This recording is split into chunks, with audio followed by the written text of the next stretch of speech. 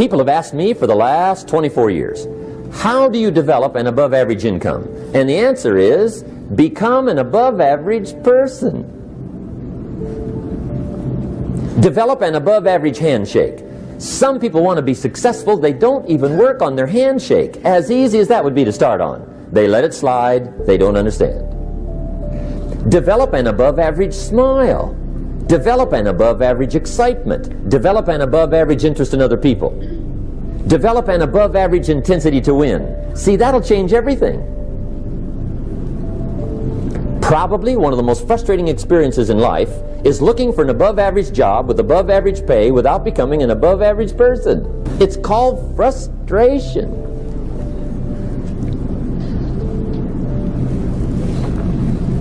And Mr. Shoaff gave me probably the greatest clue he gave me when I first met him.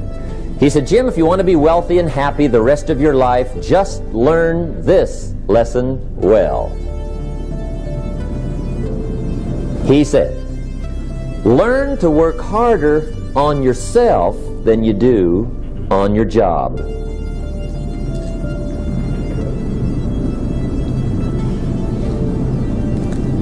Then Mr. Shoaff gave me probably one of the most important clues among so many things he taught me, but this was in those early days.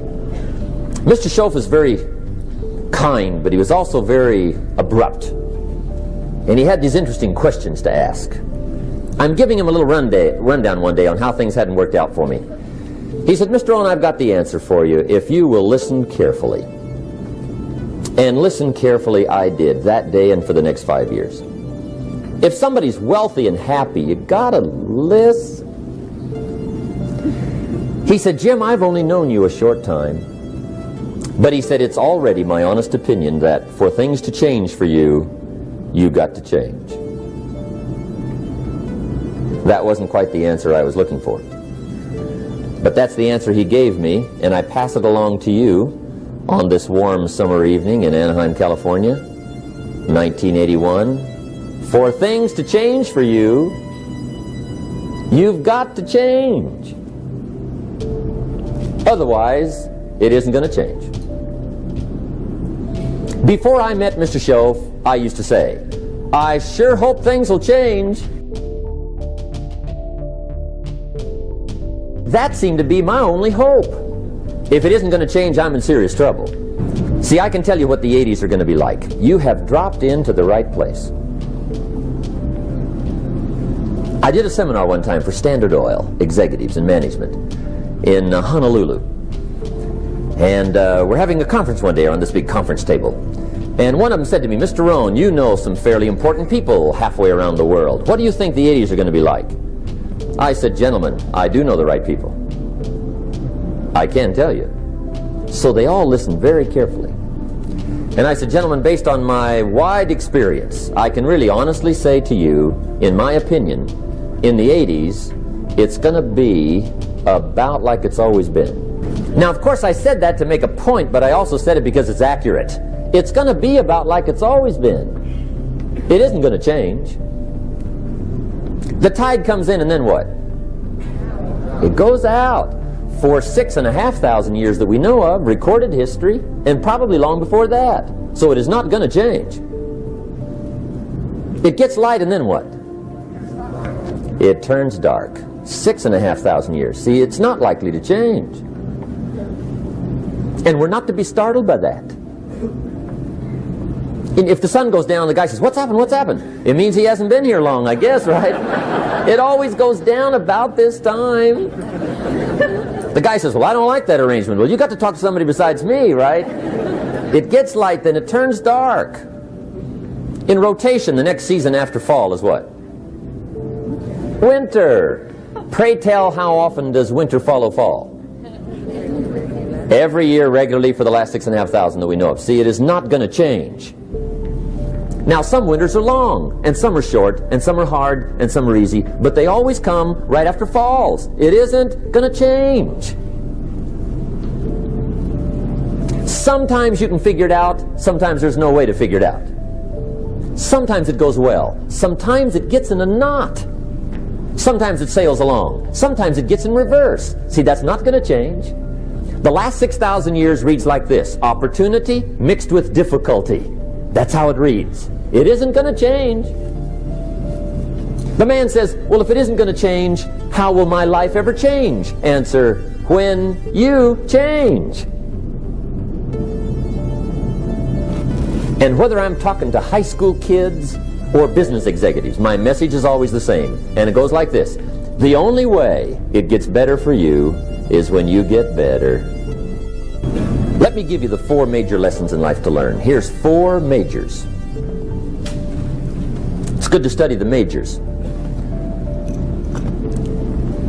In our weekend seminar we teach, some people don't do well because they major in minor things. You've got to be on the lookout. At the end of every week, end of every month, you've got to check, make sure you're not spending major time on minor things. Hey, we go through that whole series.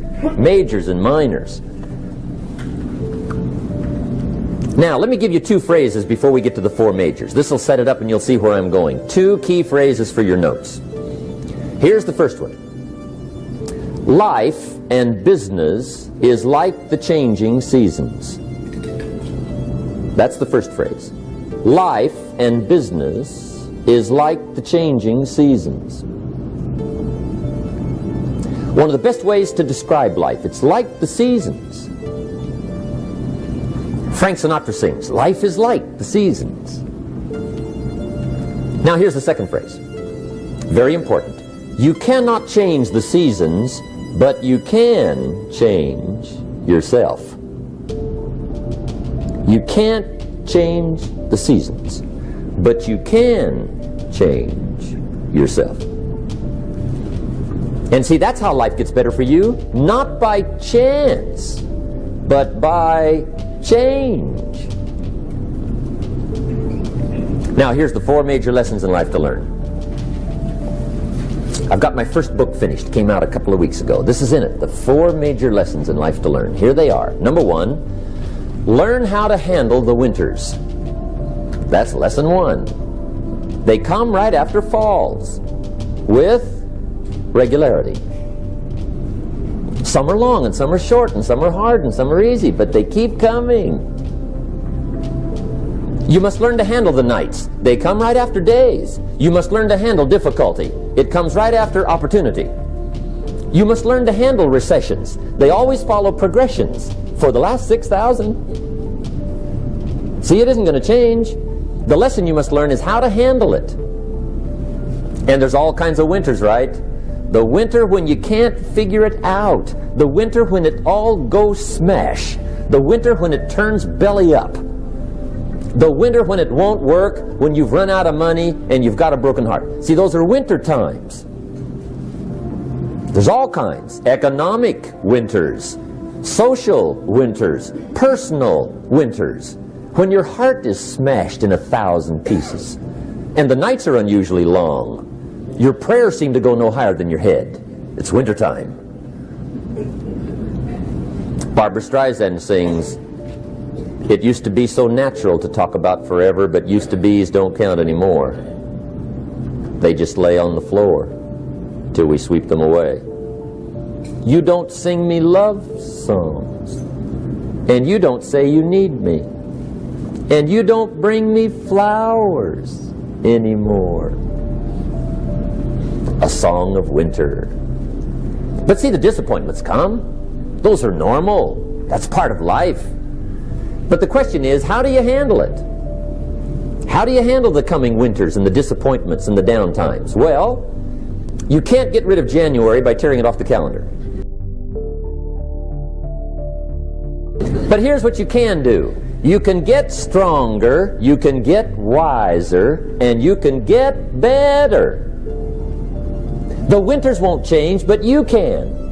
And that's how life changes for you. See, before I understood, when it was winter, I used to wish it was summer. I didn't understand. When it was hard, I used to wish it was easy. I didn't know. And then Mr. Schoaf gave me a part of his very unique philosophy when he said, "Don't wish it was easier, wish you were better." See, that triggered my whole life change. Don't wish for less problems. Wish for more skills. Don't wish for less challenge. Wish for more wisdom. That's the key.